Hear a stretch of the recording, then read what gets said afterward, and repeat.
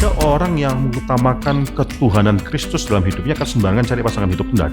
Katanya masa-masa romantis itu bakal cuman kurang lebih last about a year gitu. Ini ya pacaran masa-masa mau pegangan tangan tuh masih ragu-ragu gitu ya. Makanya pada bilang PDKT lebih seru daripada pacaran. Iya. Pertanyaan sekarang bukan masalah komitmen, bagaimana melatih komitmen?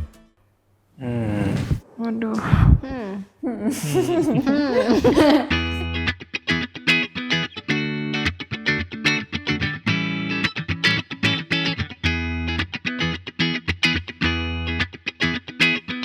Ketika kita bicara mengenai courtship, itu kita sedang menyiapkan satu hal yang sangat kusuk sekali, yaitu mempersiapkan pernikahan. Bukan idenya, bukan mau berkenalan, ya kemungkinan saja, tapi dengan suatu keseriusan itu harus. Dan kita mungkin bisa lebih mengenal pribadi tersebut setelah kita melakukan hubungan courtship tersebut. Tapi paling tidak, ya ini suatu keseriusan yang harus dipikirkan. Mengapa kita mau menjalin hubungan itu untuk satu hal saja. Untuk kenalan, tapi untuk mempersiapkan pernikahan. Nah, saya tertarik untuk lihat orang tuh cari pacar lewat dating apps. Temen-temen aku ada tapi kayak buat iseng-iseng gitu. Iya. Tapi akhirnya ketemu juga yang cocok. Oh, dari mana tuh cocok ya? Kan kalau misalkan contoh ya dating apps itu emang ada profilnya. Pertama ada foto, terus biasanya ditulis umurnya berapa, terus mungkin sekolah atau pekerjaannya, terus hobinya tuh apa aja. Ya, Kok kayaknya tahu banget ya? enggak. Enggak. Banyak itu salah. Kayaknya sama social media itu ada algoritmnya deh. Kayak gitu-gitu kan. Itu kan sifatnya biasanya pacarannya bukan buat pacaran yang serius, tapi pacaran yang rekreasional ya. Pacaran for fun, swipe left, swipe left. Walaupun ada juga sih teman-teman saya yang juga ikut dan katanya sih berhasil gitu ya, mendapatkan pasangan dan lain-lain gitu ya. Testimoni. Iya. Ya, tapi menurut saya sih akhirnya mengejar cuman sekedar mau punya pacarnya gitu. Aku sih nggak punya teman-teman yang beneran karena kebelet pengen punya pacar jadi akhirnya install app. Biasanya mereka iseng-iseng juga sih. Iya kan? Cuman yang aku kurang setuju dari dating app itu lebih ke arah itunya sih, kayak gampang putus nyambungnya gitu karena kenalannya kan lewat HP, nggak pernah ketemu. Jadi kalau udah nggak tertarik ya udah tinggalin aja gitu, kayak Ghosting. kayaknya iya kayak gampang banget gitu, tinggalin gitu. Jadi kayaknya kesannya pacaran tuh relasi yang nggak serius gitu. Ya, pacaran for fun itu jadi kayak renting a best friend, tau gak sih? Kayak Iya. deket, abis itu kalau udah putus kayak udah gak kenal lagi. Kayak strangers aja. Nih ya, saya ada survei beberapa alasan kenapa orang kalau pacaran tuh putus gitu ya. Salah satunya adalah ya karena kita jadi bertumbuh menjadi makin jauh, dia tinggal di kota mana, saya pindah ke kota mana gitu. Tapi yang menarik adalah beberapa alasan lain itu takut jadi bosen. Tapi katanya masa-masa romantis itu bakal cuman kurang lebih last about a year gitu. Ini ya pacaran masa-masa mau pegangan tangan tuh masih ragu-ragu gitu ya. Itu kan yang katanya makanya pada bilang PDKT lebih seru daripada pacaran. Iya. Kalau PDKT nembaknya berhasil, seru sih. Nggak seru lagi. Ini gimana nih Pak soal pacaran model-model begini Pak? Ini kan cukup populer juga ya.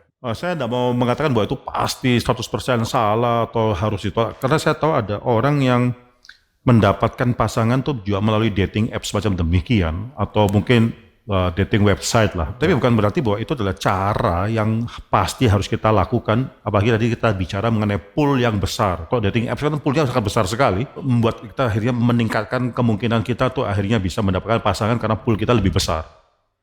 Saya kembali ke topik daripada courtship tadi ya. Courtship itu dimulai daripada suatu komunitas yang sudah memperhatikan, yang mengenal komunitas orang-orang di dalamnya.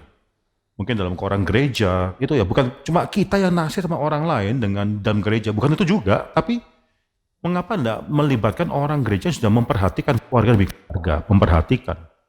Bahkan mungkin keluarga ini bisa berpikirkan, alangkah baiknya kalau anakku bisa menikah atau mendapatkan pasangan daripada keluarga itu. Itu perkenalan bahkan sudah jauh, bahkan mungkin sebelum anaknya itu mencari pasangan hidup. Ya kita bisa, keluarga sudah memperhatikan ini keluarga baik atau tidak baik. Ya, itu satu hal yang kita bisa perhatikan. Bahkan kita bukan mengenal orang yang pacar ya, ini dua orang yang mau berpacar bukan enggak, tapi keluarga sudah mengenal dengan keluarga terlebih dahulu. Atau bahkan bisa aja nanti keluarga atau komunitas dalam gereja tersebut bisa mengenal keluarga itu, memperhatikan keluarga tersebut juga.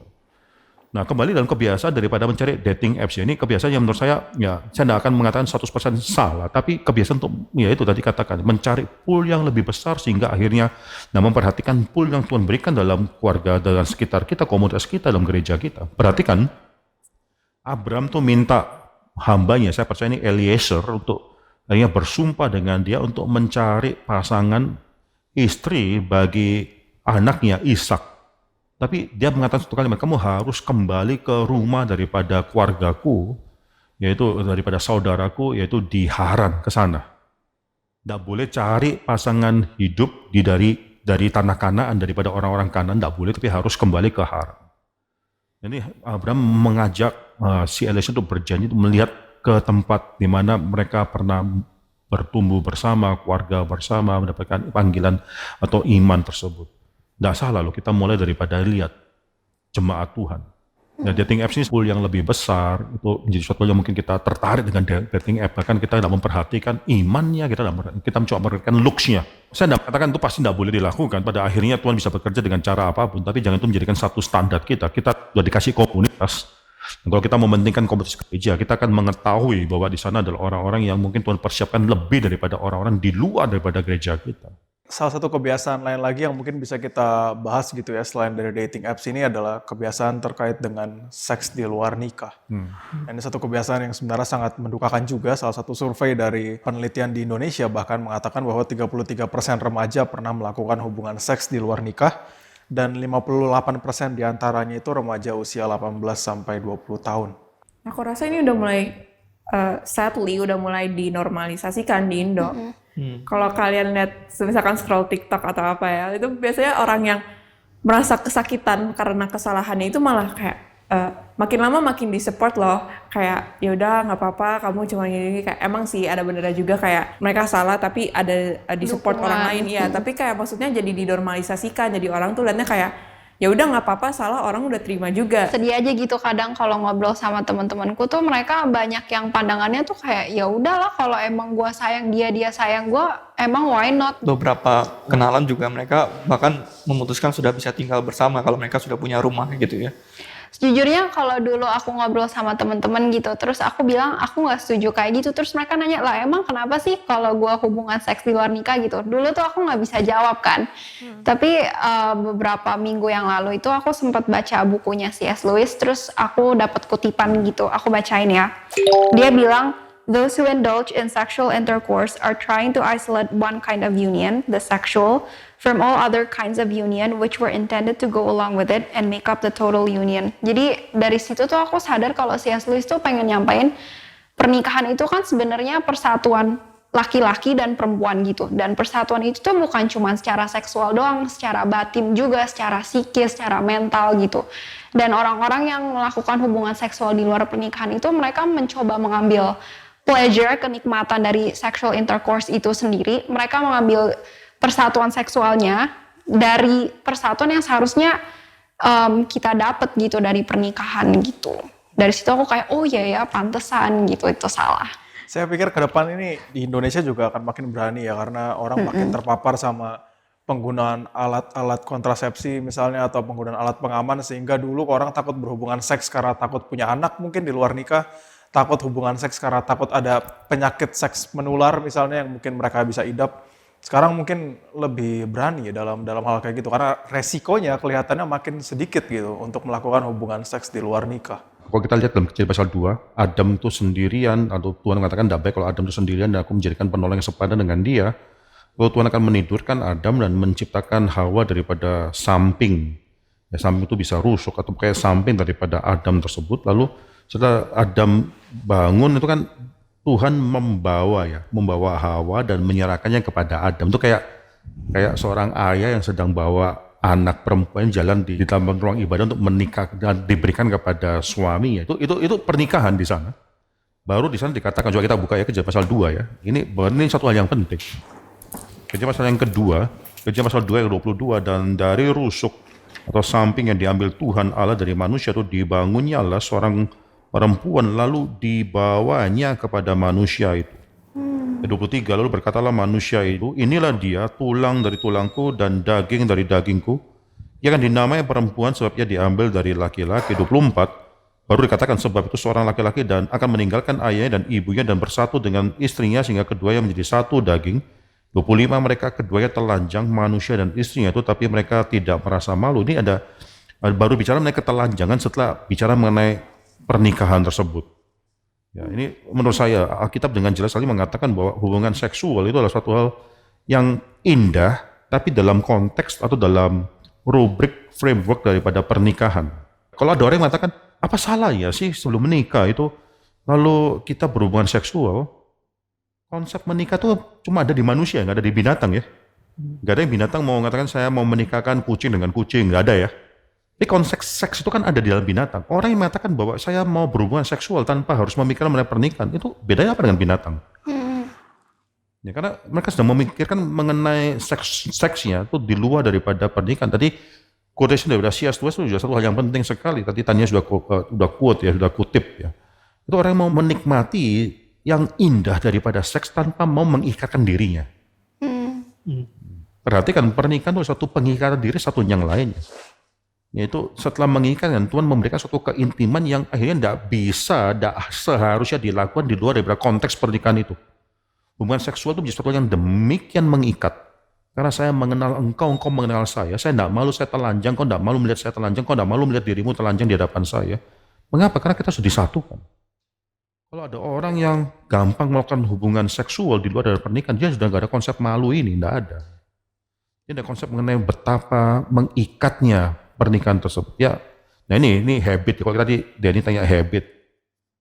Orang yang gampang melakukan hubungan seksual di luar pernikahan, bukankah nanti itu akan mengancam hubungan pernikahan itu sendiri? Karena dia tidak akan menghubungkan hubungan seksual dengan suatu komitmen, tidak. Apa yang akan menyebabkan dia nanti setelah menikah pun, nanti dia tidak gampang berzina atau gampang menyeleweng dan seterusnya. Karena bagi dia hubungan seksual tidak terikat dengan suatu komitmen. Ini harus penting dipikirkan. Ini bukan masalah cuma apa salahnya sih? Tidak, kita diciptakan lebih daripada hanya sekedar memerlukan biological needs, sexual needs, dan seterusnya. Kita ciptakan sebagai merefleksikan siapa Tuhan dalam ciptaan ini. Lalu kalau begitu ini selain terkait dengan hal-hal yang mungkin berbahaya dalam relasi persiapan menuju pernikahan ya, ada nggak sih hal-hal yang justru secara positif mesti secara aktif kita kerjakan untuk mempersiapkan menuju pernikahan ini gitu? Komitmen, belajar berkomitmen. Karena menurutku pernikahan itu kan bukan cuma soal sayang atau cinta, tapi kadang tuh kita udah nggak sayang, nggak cinta lagi, tapi kenapa pernikahan masih bisa terus langgeng karena ada komitmen juga gitu. Terus menurutku ya kalau kita dari kecil, dari sekarang aja nggak terbiasa berkomitmen terhadap sesuatu, ya gimana kita mau komitmen terhadap pernikahan kita nanti gitu. Iya benar juga ya, sama saya juga kepikiran ini sih, belajar untuk ini ya, menerima kelemahan misalnya. Itu tentu iya hal yang sulit dikerjain kalau kita pacaran tahu dia ternyata dia jeleknya ini, udahlah tinggalin, cari yang lebih better gitu. Tapi kan itu akhirnya akan punya kebiasaan yang sangat jelek ya. Akhirnya kita nggak belajar untuk terima kelemahan, nggak belajar menikmati bagaimana Kristus juga menikmati dan menerima dan membangun bahkan umatnya yang lemah itu jadi satu gereja yang kuat. Ini kan jadi satu hal yang hilang ya waktu kita jalan pacaran dengan model yang gampangan begitu.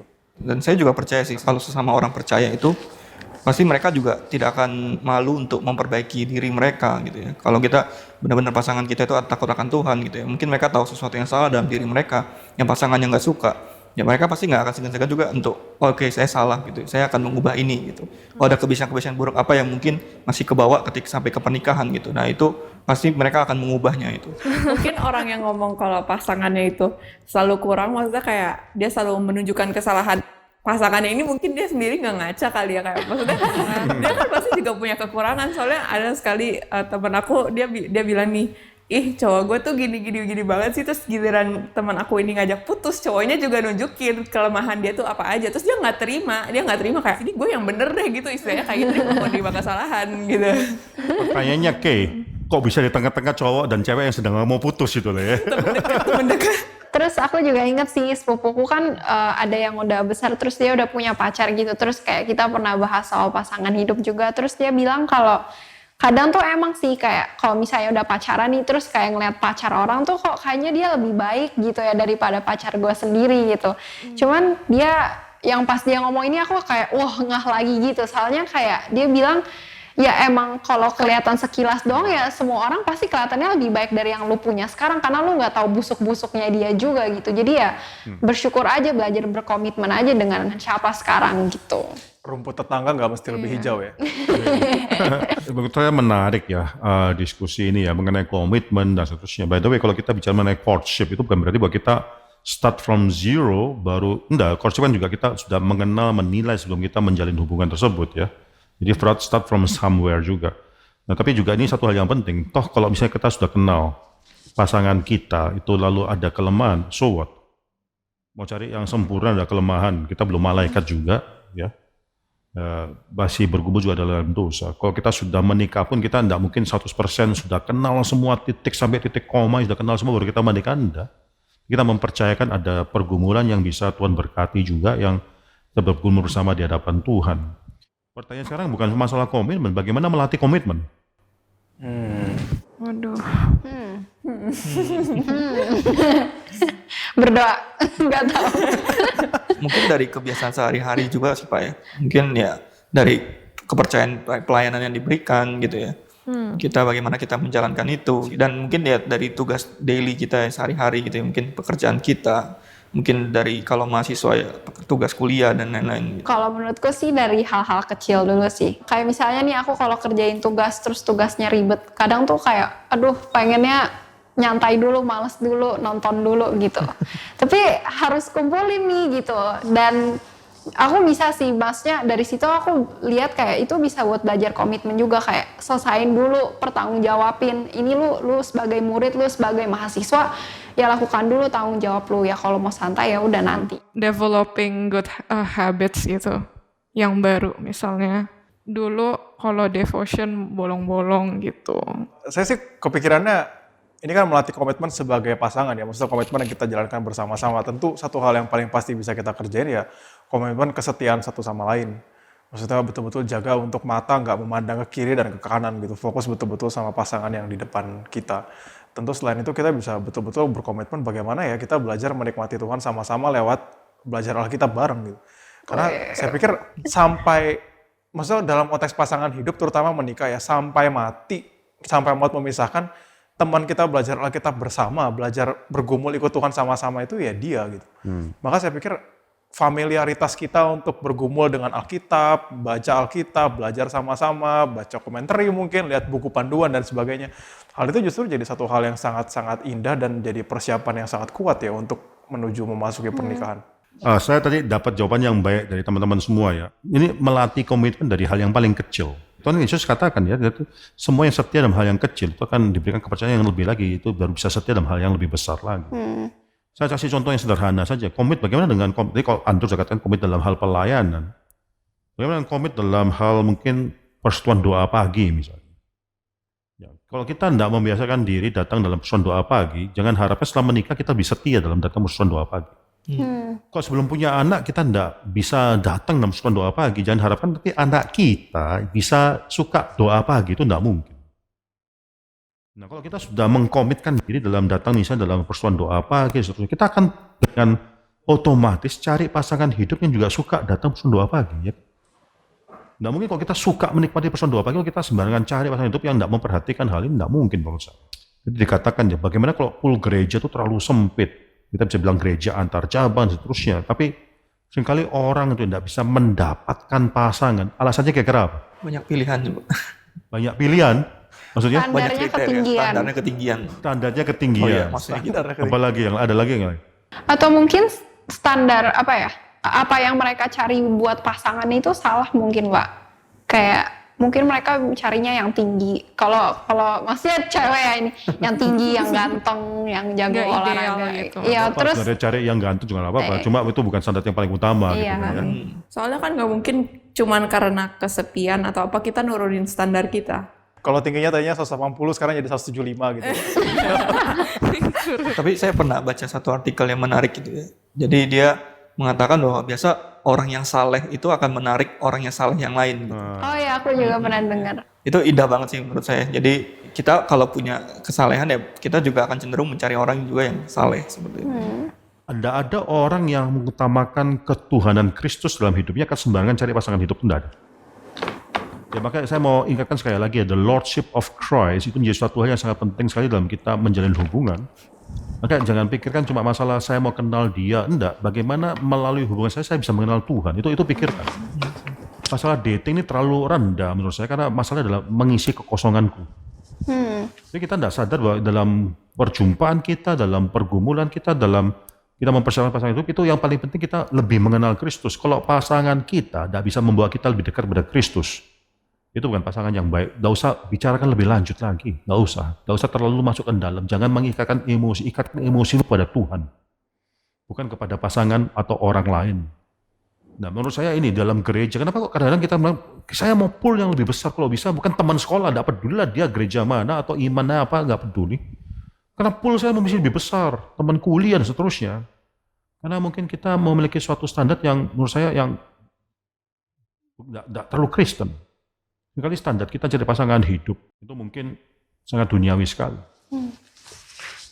Yang penting orang yang mungkin kaya, yang penting orang yang mungkin memiliki kedudukan, yang penting orang yang mungkin ganteng, putih, tinggi, ya itu biasanya orang ngomong gitu, orang Korea ya, nonton film Korea kebanyakan, kalau bisa mirip mukanya kayak demikian gitu ya. Ya Tuhan katakan, ya itu tidak ada, itu tidak kuberikan, itu bukan orang yang cocok untuk engkau. Ya, mungkin kita bisa pikirkan mengenai hal ini ya. Orang di gereja perhatikan pertama hidup spiritual, tentunya kita sebagai orang yang masih sementara hidup ini pasti ketertarikan fisikal itu pasti ada ya. Tapi jangan lupa itu bukan standar yang paling utama bagi kita atau kriteria yang paling utama. Saya kepikiran ini Pak, pasti maksudnya ada juga ya Pak, maksudnya pasangan atau remaja atau pemuda yang bergumul dengan ya dosa-dosa yang mungkin sudah terlanjur dikerjakan gitu Pak di masa lalu, entah karena nggak tahu, entah karena dibodohi, entah karena masih apa. Lalu untuk seperti ini mesti gimana ya Pak? Apa betul-betul sudah putus asa ya sudahlah ini relasi saya udah kayak gini ya sudahlah hancur dan seperti tanpa harapan gitu atau? Kita bukan merendahkan mereka atau menyepelekan mereka yang sudah pernah jatuh dalam dosa, bahkan Kristus pun mau mati bagi mereka yang berdosa. Itu Allah anak yang setara dengan Allah sendiri, tidak menganggap kesetaraan itu suatu hal yang harus dipertahankan, tapi mau mengosongkan dirinya, mengambil natur manusia untuk akhirnya mati di kayu salib bagi kita yang berdosa. Jadi perlu ada suatu pengertian, ada kasih Tuhan kepada mereka walaupun mereka sudah jatuh dalam dosa. Perlu satu pengertian atas kemungkinan pertobatan, rekonsiliasi dengan Tuhan. Saya mau bacakan satu ayat Alkitab penting ya kita semua, yaitu di dalam 1 Korintus pasal yang ke-6 ya, ayat yang ke-9 dan yang ke-10 ya. Coba saya bacakan bagi kita semua. Atau tidak tahukah kamu bahwa orang-orang yang tidak adil tidak akan mendapat bagian dalam kerajaan Allah? Janganlah sesat, orang cabul, penyembah berhala, orang berzina, banci, orang pemburit. Ini maksudnya orang yang melakukan hubungan homoseksualitas. Lalu pencuri, orang kikir, pemabuk, pemfitnah, dan penipu tidak akan mendapatkan bagian dalam kerajaan Allah. Ini suatu statement yang sangat keras sekali. Perhatikan ayat ke-11.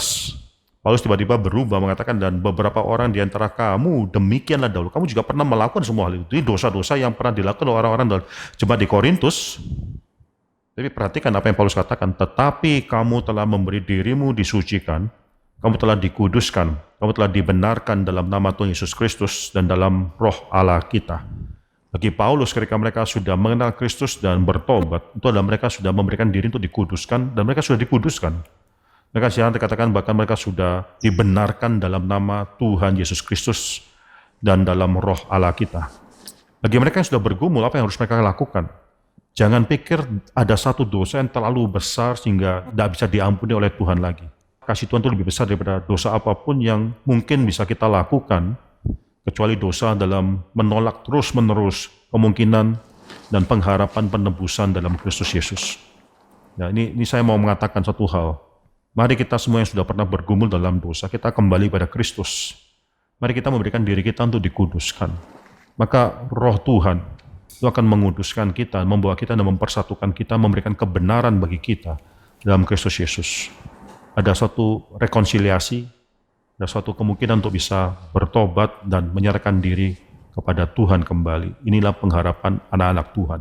Pak, aku mau nanya, kalau misalkan di dalam courtship ini emang tujuannya pernikahan kan? Tapi kalau misalkan, let's say mereka berdua jatuh di dalam dosa, mereka udah melakukan hubungan seks, apakah lebih baik mereka putus atau apakah lebih baik mereka melanjutkan? Sebenarnya kalau courtship, pengertian yang benar tuh tidak menghasilkan hal ini ya. Tapi kalau kamu tadi menggunakan kalimat ini dan mereka sudah berhubungan seksual, itu kayak orang yang dating dunia pada saat ini. Nah, tapi kalau misalnya ada orang yang sudah melakukan hubungan seksual, apa yang harus mereka lakukan? Hubungan seksual tidak mengharuskan pernikahan. Kalau itu hubungan seksual mengharuskan pernikahan, semua orang yang diperkosa harus menikah dengan orang yang memperkosa dia. Hubungan seksual tidak mengharuskan pernikahan.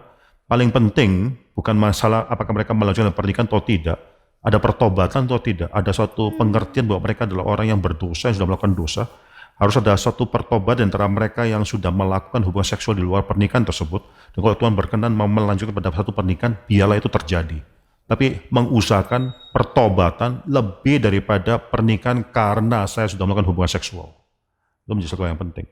Ya, kita mengucap syukur untuk kesempatan di mana kita boleh bersama-sama berdiskusi mengenai tema pasangan hidup. Melihat pasangan hidup di dalam keseriusan untuk mempersiapkan menuju pernikahan. Nah, mungkin ada teman-teman sekalian yang juga bergumul dengan hal ini, mengalami kesulitan, mengalami kebingungan, dan mungkin juga mengalami keputusasaan dalam berbagai hal terkait dengan pasangan hidup. Maka mungkin saya minta kesediaannya dari Pak Pendeta David untuk boleh mendoakan bagi kita di sini maupun bagi teman-teman sekalian yang sedang bergumul dengan pasangan hidup. Bapa dalam surga, kami menyerahkan setiap anak-anak Tuhan, mereka yang sedang bergumul dalam mempersiapkan hidup, khususnya mempersiapkan pasangan hidup dalam hidup mereka. Ya Tuhan, dalam kami mengusahakan mempersiapkan pasangan hidup tersebut, kiranya ketuhanan Kristus itu menjadi sesuatu yang nyata. Kami bukan mencari seseorang yang bisa menyenangkan kami, memenuhi kekosongan diri kami, karena hanya Engkaulah, Tuhan Yesus, yang bisa memenuhi kekosongan kami. Kami berdoa ya Tuhan, kiranya kami yang sedang akan dipersiapkan dalam pernikahan, yang akan menikah suatu hari, memiliki suatu keseriusan dalam mempersiapkan pernikahan tersebut.